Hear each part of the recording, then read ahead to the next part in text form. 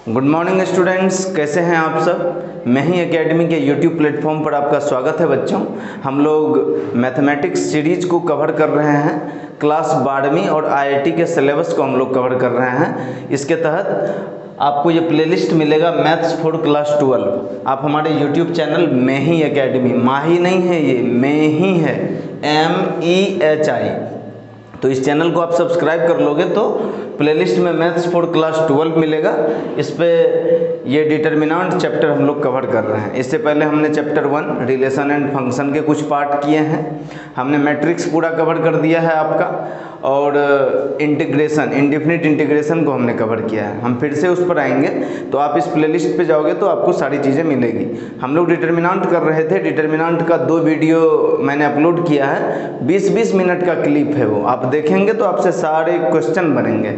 बहुत बेसिक से, जीरो से मैंने समझाया है। मैं ये मान कर चलता हूँ कि आपको कुछ नहीं आ रहा हो तब भी सब कुछ आ जाए। आपको अगर पहले से आता है तो वेरी गुड, लेकिन नहीं भी आता है तब भी आप सीख जाएंगे। ठीक है, आइए, ये एनसीईआरटी का क्वेश्चन है। एनसीईआरटी का एक्सरसाइज 4.2, ये 4.2 का क्वेश्चन नंबर फर्स्ट है और ये क्वेश्चन नंबर 7 है। आप एनसीईआरटी को पलट करके देखिए, आपको ये क्वेश्चन दिखेगा। पहला, इसकी वैल्यू बतानी है आपको देख करके ही लग रहा होगा।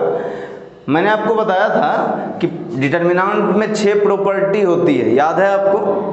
याद होगा कि अगर डिटर्मिनेंट में सभी रो सभी कॉलम को आपस में इंटरचेंज कर दें तो कोई फर्क नहीं पड़ता।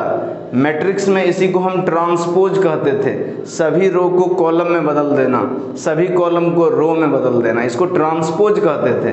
तो आप ऐसे समझिए कि डिटर्मिनेंट का अगर आप ट्रांसपोज लेते हैं तो डिटर्मिनेंट के वैल्यू पर कोई फर्क नहीं पड़ता है। ठीक है, दूसरी मैंने बताया था कि 2 रो या 2 कॉलम को आपस में इंटरचेंज करते हैं तो माइनस साइन बाहर आता है या उसका साइन बदल जाता है। अगर डिटर्मिनेंट की वैल्यू अगर 50 है तो -50 हो जाएगा, अगर -25 है तो वो +25 हो जाएगा, साइन बदल जाएगा। ठीक है, 2 रो या 2 कॉलम को आप आपस में इंटरचेंज करते हैं। तीसरा मैंने बताया था कि 2 रो या 2 कॉलम अगर सेम हो किसी भी मैट्रिक्स में, किसी भी डिटर्मिनेंट में, और मैंने बताया था कि डिटर्मिनेंट हमेशा स्क्वायर मैट्रिक्स के लिए वैलिड है। स्क्वायर मैट्रिक्स है, number of row equal to number of column है, तभी आप डिटर्मिनेंट कैलकुलेट कर पाएंगे।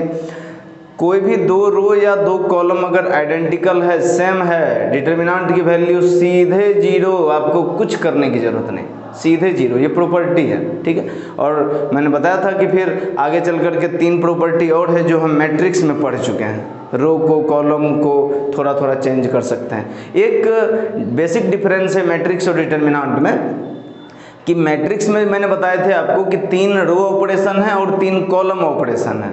आप डिस्क्रिप्शन में जाइए, आपको मैट्रिक्स वाले टॉपिक में दिखेगा ये चीज़। 3 रो ऑपरेशन है, 3 कॉलम ऑपरेशन है, जो कि हम डिटर्मिनेंट में भी करते हैं।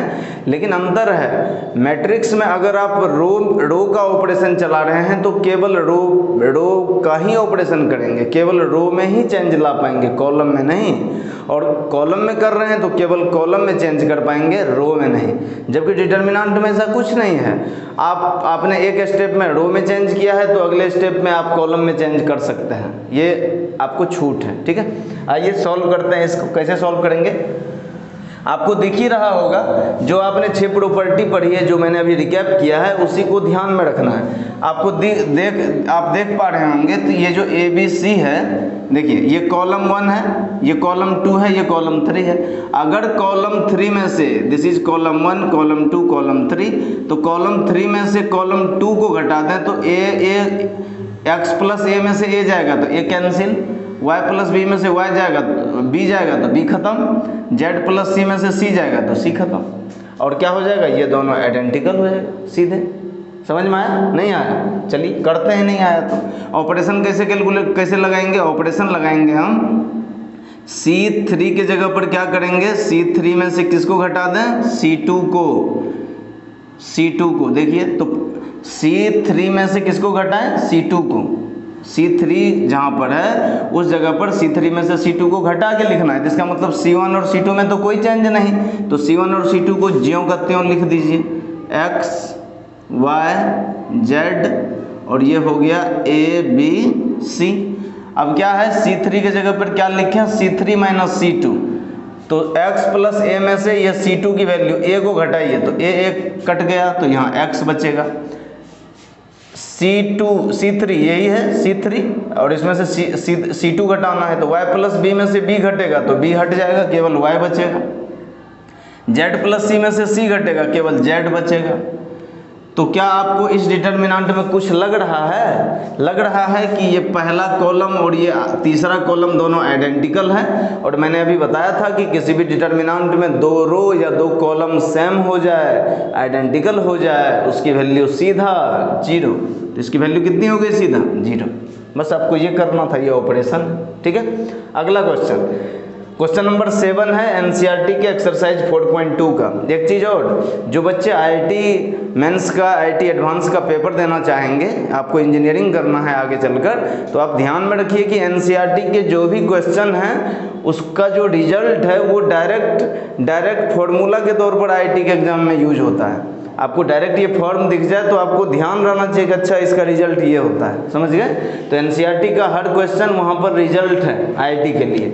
देखिए मैं क्वेश्चन भी करवा दूंगा ताकि आपको ये पता चल जाए जो लेटेस्ट ट्रेंड है। ये देखिए, इसको सॉल्व करना है। आपको दिख रहा है कि ए तीनों में है, बी तीनों में है, सी तीनों में है। तो जो तीनों में है उसको बाहर कर सकते हैं, कॉमन ले सकते हैं। तो ए तीनों फर्स्ट रो में ए मल्टीप्लाई, तो ए को बाहर ले लीजिए। बी सेकेंड रो में है तो बी बाहर ले लीजिए। सी सेकेंड थर्ड रो में है तो सी बाहर ले लीजिए। तो क्या बचा? यहाँ से ए चला गया तो यहाँ बचा माइनस ए चला गया तो बचा बी, और यहाँ से ए चला गया तो बचा सी। सेकेंड में देखिए यहाँ से क्या गया है? बी लिख गया है, तो बी चला गया तो क्या बचा? ए।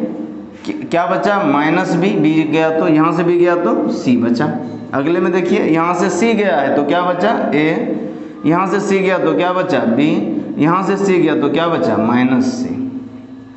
क्या समझ में आ रहा है आपको? अब इसको सॉल्व करने की कोशिश करेंगे हम। हमारा डिटर्मिनेंट को सॉल्व करने का हमारा काम यही है कि आप किसी भी रो या कॉलम में मैक्सिमम 0 लाने की कोशिश कीजिए। क्यों? क्योंकि 0 लाओगे आप तो सॉल्व करना आसान हो जाएगा। आप तो यहाँ से भी सॉल्व कर सकते हैं, रो में या कॉलम में एक्सपेंड कर दीजिए, फर्स्ट रो के थ्रू एक्सपेंड कर दीजिए या कॉलम फर्स्ट के थ्रू एक्सपेंड कर दीजिए। आप सॉल्व तो कर लेंगे लेकिन बहुत लंबा कैलकुलेशन होगा। हमने प्रॉपर्टी क्यों पढ़ा है अगर हमें ऐसे ही कैलकुलेट करना है? तो समझ रहे हैं आप? तो आसान करना है। मैथमेटिक्स कैलकुलेशन को भी आसान करता है, प्रॉब्लम को भी आसान करता है और जीवन को भी आसान करता है। मैथमेटिक्स का स्टूडेंट है ना तो वो जल्दी से हतोत्साहित नहीं होता, सोचने समझने की क्षमता विकसित होती है ना उसमें, तो वो सोच पाता है। जीवन में भी कभी कोई समस्या आ जाए तो आप आराम से सोच पाएंगे कि अच्छा चलो थोड़ी सी दिक्कत है, तो ऐसे ही सोचिए तब आगे सोच पाएंगे। नहीं तो पता चला थोड़ा सा कोई दिक्कत आया और कूद के गंगा में स्वाहा, नहीं। तो मैथमेटिक्स मजबूत होगा तो आप जिंदगी में भी मजबूत होंगे। देखिए कैसे सॉल्व करेंगे?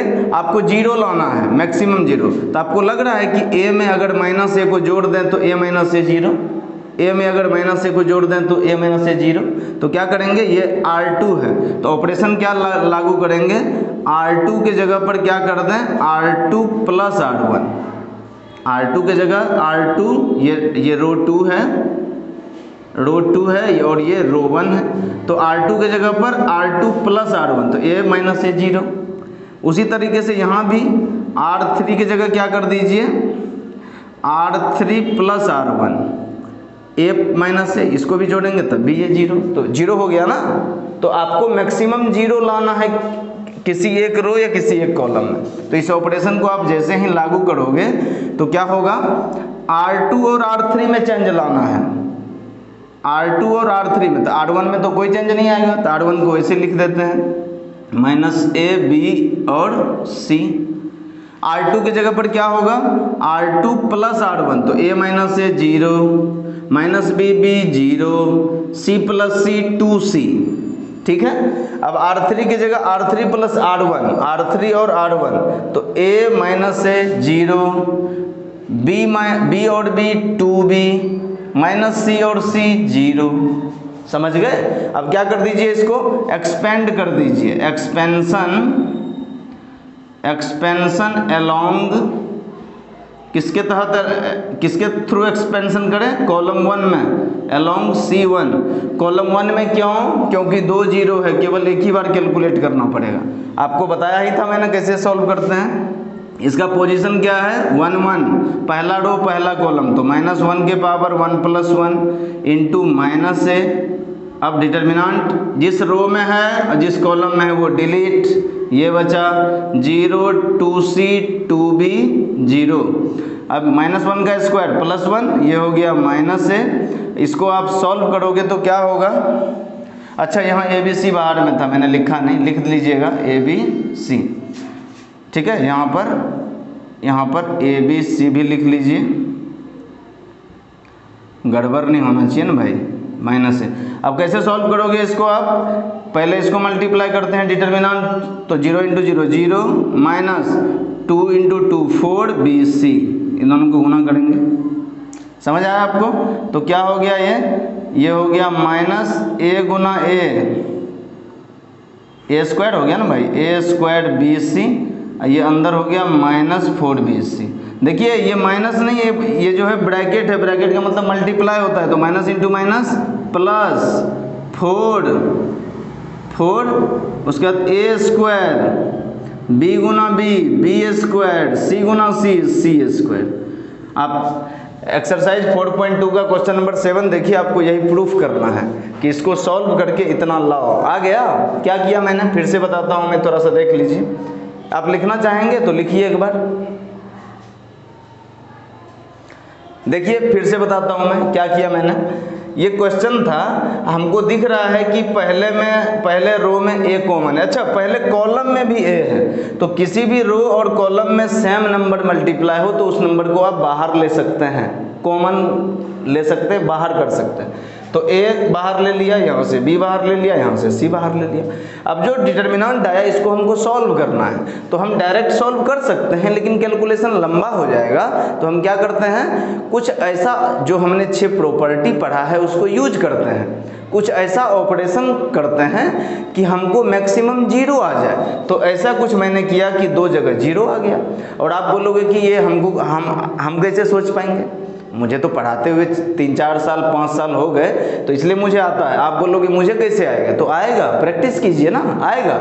आपको मैंने बताया तो सूत्र ये है, फॉर्मूला ये है, मंत्र ये है कि आपको किसी भी रो या कॉलम में मैक्सिमम 0 लाना है।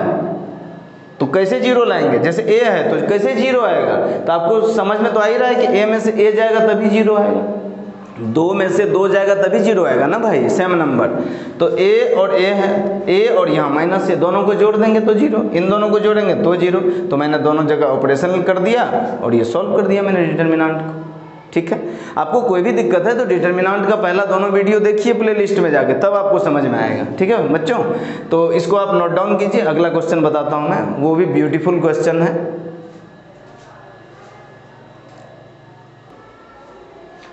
ये देखिए, ये भी आपके एनसीईआरटी का एक्सरसाइज 4.2 का क्वेश्चन नंबर 8वां है। आप एनसीईआरटी को पलट के देखिए तो क्वेश्चन नंबर 8 का सेकंड पार्ट ये है। कुछ रिजल्ट है जो आपको लाने हैं। कैसे सॉल्व करोगे आप, जो रिजल्ट लाना है वो a - b, b - c, c - a, a + b + c ये है। मैंने अभी आपको बताया, अगर आपको इंजीनियरिंग का पेपर देना है, IIT का पेपर देना है, तो आप इन सारे क्वेश्चन का जो रिजल्ट है उसको ध्यान में रखिए, मेमोराइज कीजिए, क्योंकि IIT के क्वेश्चन में सीधा इसको रिजल्ट के तौर पर यूज करना है। ठीक है, तो अभी तो बेसिक है, इसको सॉल्व करते हैं हम लोग। कैसे करेंगे, तो जो हमको रिजल्ट लाना है उसमें a - b है, आगे मैंने लिखा नहीं है, वो लाना है। तो क्या करेंगे, इसको हम कॉलम 1 बोलते हैं, इसको कॉलम 2 और इसको column 3। This is C1, C2 and C3। ये R1 है, R2 है, R3 है, 3 रो और 3 कॉलम। ये तो समझ में आ ही रहा होगा आपको। क्या करेंगे, इसको आपको साबित करना है कि इतना बराबर होता है a - b, b - c, ये साबित करना है हमको। तो कैसे करेंगे, a - b, इसका मतलब C1 में से किसको घटाएं, C2 को, यही ना, C1 में से किसको घटाएं, C2 को, C1 में से C2 को। तो ऑपरेशन क्या चलाएं, C1 के जगह पर C1 - C2, दूसरा ऑपरेशन b - c भी चाहिए तो C2 में से C3 को, C2 के जगह पर C2 - C3। नहीं समझ आया आपको। हम ऑपरेशन ऐसे स्टार्ट करते हैं, हमको चाहिए a माइनस बी। आप एनसीईआरटी का क्वेश्चन नंबर 8 में देखिए, तो C1 में से C2 को घटाएंगे तो a माइनस बी आएगा यहाँ पर, C2 में से C3 को घटाएंगे तो यहाँ पर b माइनस सी आएगा। समझ में आ रहा है आपको? चलिए तो इन दोनों ऑपरेशन को कीजिए। कहाँ पे चेंज लाना है? C1 C2 को, तो C3 में तो कोई चेंज नहीं, तो C3 को ऐसे ही लिख देते हैं 1C और C का क्यूब।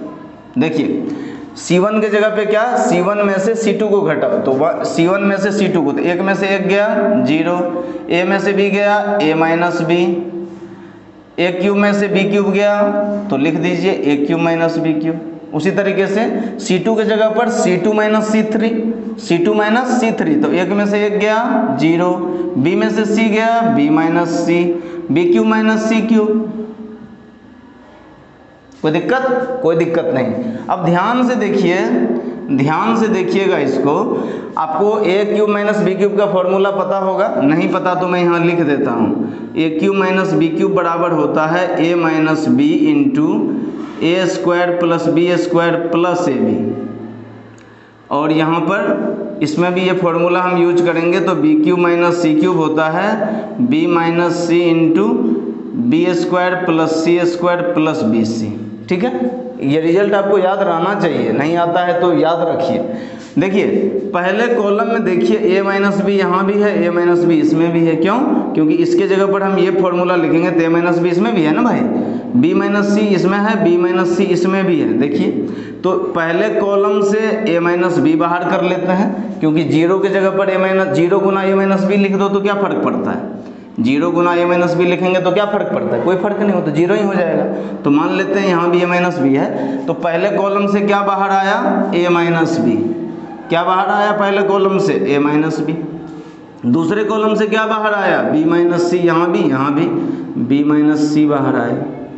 अब क्या बचा? देखिए यहाँ बचा 0 0 1, यहाँ a माइनस बी बाहर हो गया ना, तो यहाँ बचा 1, यहाँ से a माइनस बी पहले कॉलम से बाहर होगा, तो a माइनस बी बाहर हो गया, तो बचा क्या? ये बचा a square plus B square plus A B.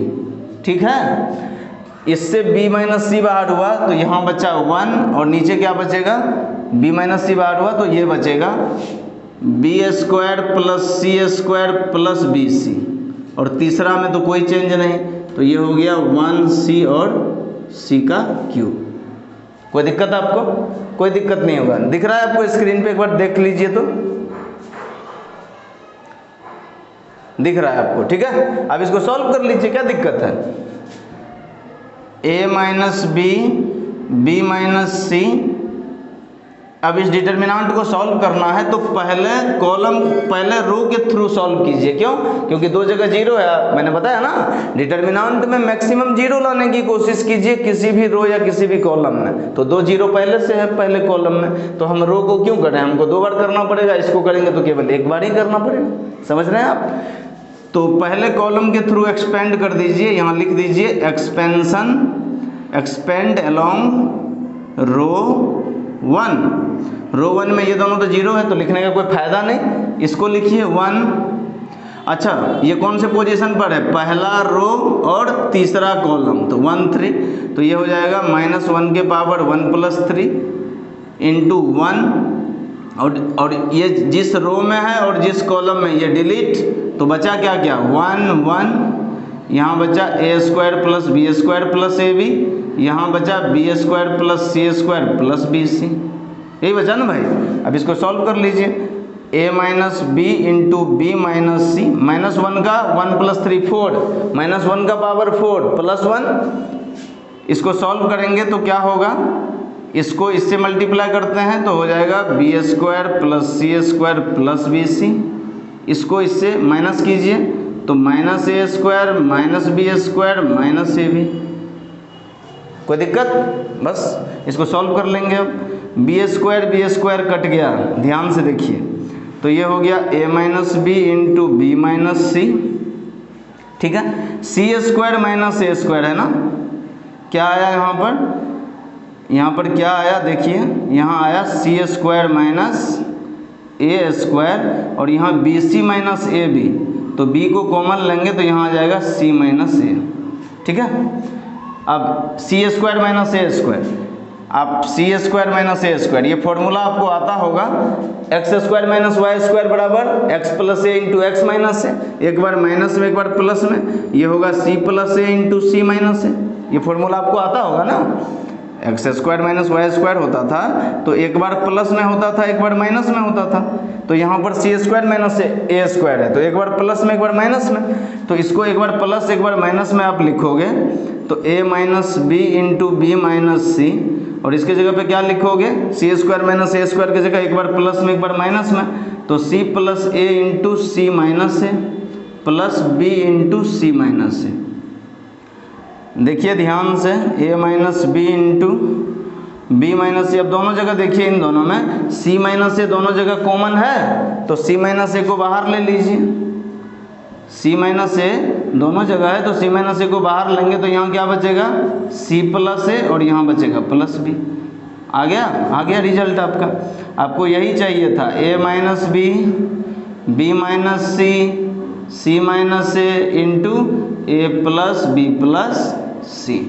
ठीक है, यही रिजल्ट है, यही लाना था। कितना आसान क्वेश्चन है, केवल कैलकुलेशन।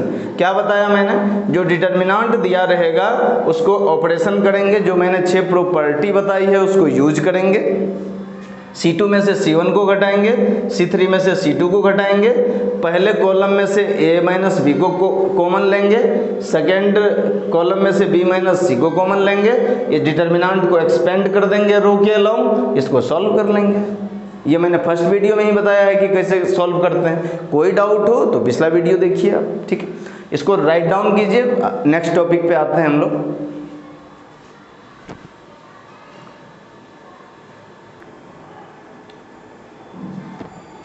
चलिए देखिए, डिटर्मिनेंट का नेक्स्ट टॉपिक है एरिया ऑफ ट्रायंगल।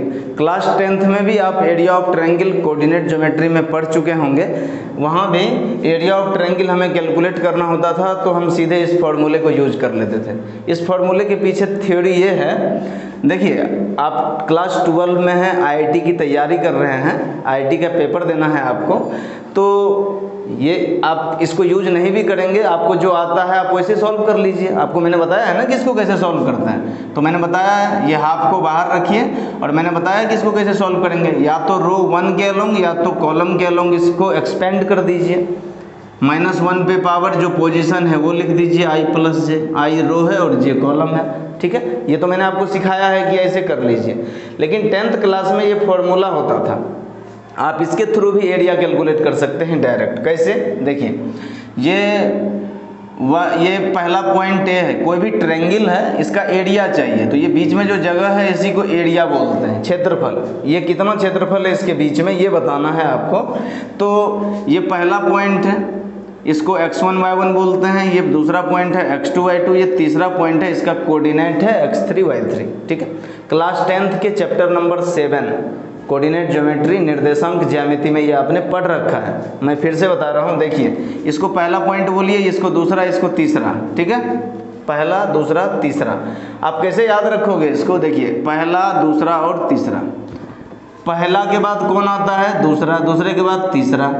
ये 1 से शुरू हुआ तो 1 2 3, अगर ये 2 से शुरू होता तो 2 3 और 3 के बाद वापस कौन आएगा, 1, क्योंकि 3 ही पॉइंट तो है। ये नहीं कि 2 3 के बाद 4 बोल दें, 4 है ही नहीं, तो 2 3 के बाद 1। अगर 3 से शुरू हो तो 3 के बाद 1 और 1 के बाद फिर से 2, ऐसे ही है ना। तो इस फॉर्मूले को आप ध्यान से देखेंगे तो आपको पता चल जाएगा कि 1 2 3 1 2 3, फिर उसका 2 से शुरू हुआ 2 3 1 2 3 1, उसके बाद 3 से शुरू हुआ 3 1 2 3 1 2। बस ऐसे याद रखना है। 10th क्लास में तो आप ऐसे ही याद रखते होंगे, आपको जिन्होंने भी पढ़ाया होगा 10th में तो ऐसे ही याद रखवाते हैं बच्चों से। लेकिन आप 12वीं में हैं तो आपको ये याद रखने की ज़रूरत नहीं है, लेकिन आप इस रिजल्ट को यूज करेंगे तब भी आपसे क्वेश्चन सॉल्व हो जाएगा। देखिए कैसे, ये वैल्यू उठा करके इसमें रख दीजिए। इसका मतलब ये है x1 y1, ये है x2 y2 और ये है x3 y3, x3 y3। ये जो 3 बार मैंने सिंबल लिखा है इसका कुछ मतलब है, ये मत समझिएगा कि बराबर ऐसे होता है, मास्टर ने गलती से एक और लगा दिया, नहीं, आपने पढ़ा ही होगा 11th में। देखिए हाफ x1 की जगह x1 की वैल्यू 3 है, y2 कौन है 2 माइनस y3 कौन है 1 प्लस x2 कितना -4, जहाँ भी माइनस है उसको ब्रैकेट में लिखते हैं, तो -4 into y3 minus y1, y3 है 1 और y1 है 8 प्लस x3 कहाँ पर है, x3 है 5 into y1 minus y2, y1 है 8 और y2 है 2। बस इसको सॉल्व कर लीजिए, यही एरिया हो जाएगा डायरेक्ट, जो आप 10th क्लास में करते थे। तो 2 में से 1 गया 1, तो ये 3 हो गया। अब देखिए इसको कैसे सॉल्व करेंगे, 1 में से 8 गया -7, तो -7 इंटू -4 प्लस हो जाएगा, माइनस इंटू माइनस प्लस, 7 चौका 28 प्लस 28, 8 में से 2 गया 6, 6 पंचे 30। इसको सॉल्व करेंगे आप तो कितना हो जाएगा, 30 20 50 60 58 3 61। The answer is 61/2 unit square. ठीक है, सेंटीमीटर स्क्वायर, मीटर स्क्वायर जो दिया हो बस। तो अगर 10th क्लास वाले फॉर्मूले को आप यूज करते हैं 1 2 3 2 3 1 3 1 2, तो आंसर ऐसा आएगा। अब मैं बता रहा हूँ जो हम अभी सीखे हैं कैलकुलेट करना रो और कॉलम के अकॉर्डिंग, उसके थ्रू आंसर कितना आएगा। मिटा दूँ इसको, आप चाहें तो नोट डाउन कर लीजिए। अब मैं आपको बता रहा हूँ इसको सॉल्व करने को लेकर के कि हम सॉल्व कैसे करेंगे, जो हमने 12वीं क्लास में सीखा है रो या कॉलम के अलोंग। तो इसका एरिया हो जाएगा हाफ, x1 y1 की जगह वैल्यू बताइए, 3 8 1 -4 2 और 1 और 5 1 और 1। ठीक है, इसको सॉल्व करना है, आपको सॉल्व करना है ना, करिए। तो इक्वल टू हाफ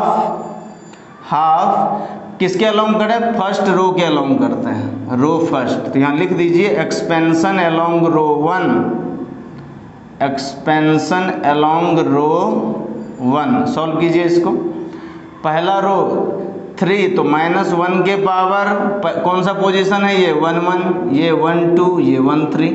पहला रो पहला कॉलम, पहला रो दूसरा कॉलम, पहला रो तीसरा कॉलम। ठीक है ना, 1 + 1 ये पहला रो पहला कॉलम है, इंटू 3 है ना 3।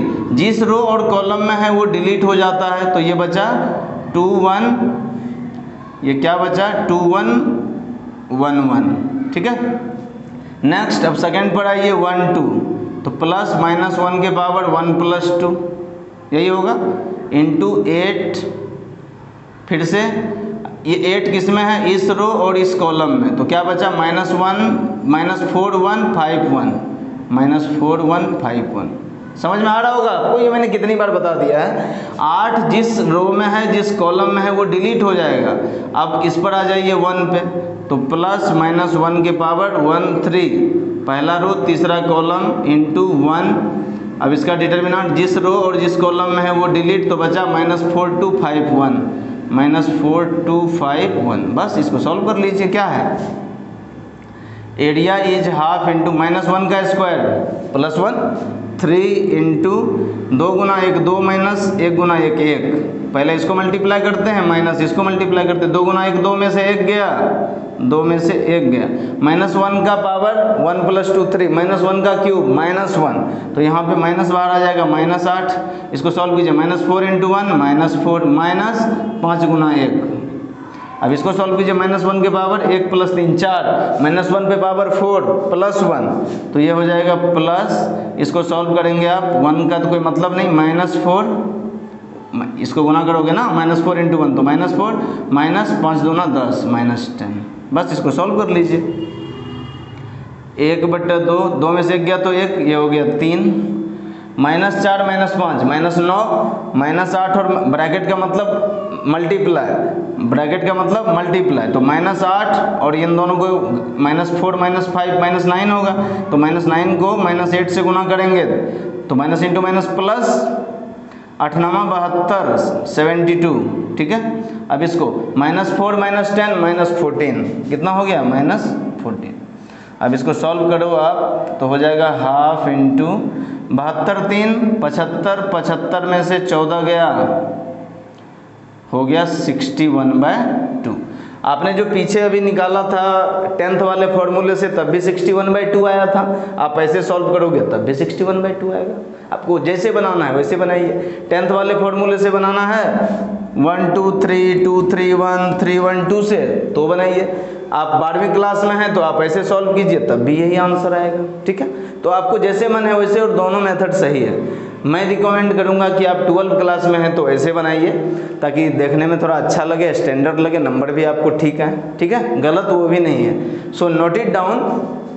अब आप बच्चों एक्सरसाइज 4.2 को सॉल्व करोगे तो सारे क्वेश्चन आपसे सॉल्व होंगे, डिटरमिनेंट आपसे बनेगा। इसके आगे नेक्स्ट लेक्चर में कल मैं माइनर और कोफैक्टर निकालना बताऊंगा। माइनर, कोफैक्टर, एडजॉइंट, ये सब हम कैसे कैलकुलेट करते हैं ये कल मैं डिस्कस करूंगा। So thank you so much. Exercise 4.1 4.2 बनाइए, कोई दिक्कत हो तो कमेंट में बताइए, फिर और डील करेंगे। Thank you.